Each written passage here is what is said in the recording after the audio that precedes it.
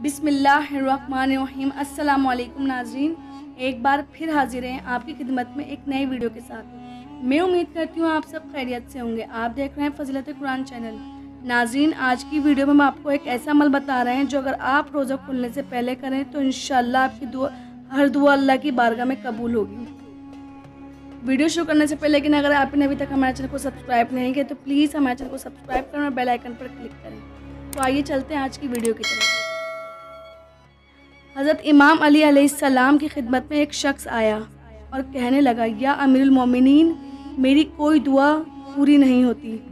मैं अल्लाह की इबादत करता हूँ, बार बार दुआ मांगता हूँ, लेकिन हर दुआ अल्लाह के दरबार से रद्द हो जाती है, कोई दुआ कबूल नहीं होती।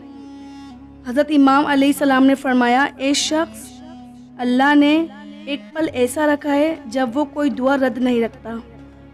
वो शख्स पूछने लगा, या अली, वो पल कौन सा है? तो इमाम अली अलैहिस्सलाम ने फरमाया, जब इंसान रोज़ा रखता है और पूरा दिन अल्लाह के लिए अपनी ख्वाहिशात पर काबू पाता है, और जब रोज़ा खोलने का वक्त आता है तो अल्लाह फरिश्तों से कहता है, जाओ इस पल जो बंदा जो दुआ मांगे कबूल कर दो। तुम्हें मांगना नहीं आता लेकिन उसे देना आता है। या अली, मैं किस तरह से मांगूं? तो इमाम अली अलैहिस्सलाम ने फरमाया, जैसे एक मासूम बच्चा अपनी माँ से मांगता है।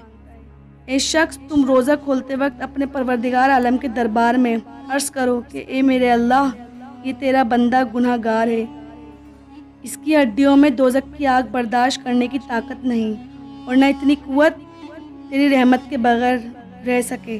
और इसके बाद 3 दफ़ा सूरतुल कौसर पढ़ो और अपने अल्लाह से अपनी हाजत तलब करके रोज़ा खोलो, और चंद ही आयाम में अल्लाह तुम्हारी वो दुआ कबूल फरमा लेगा। जी तो नाज़रीन, ये थी हमारी आज की वीडियो पसंद आए तो वीडियो को लाइक करें और ज़्यादा से ज़्यादा शेयर करें और हमें कमेंट्स में बताएं।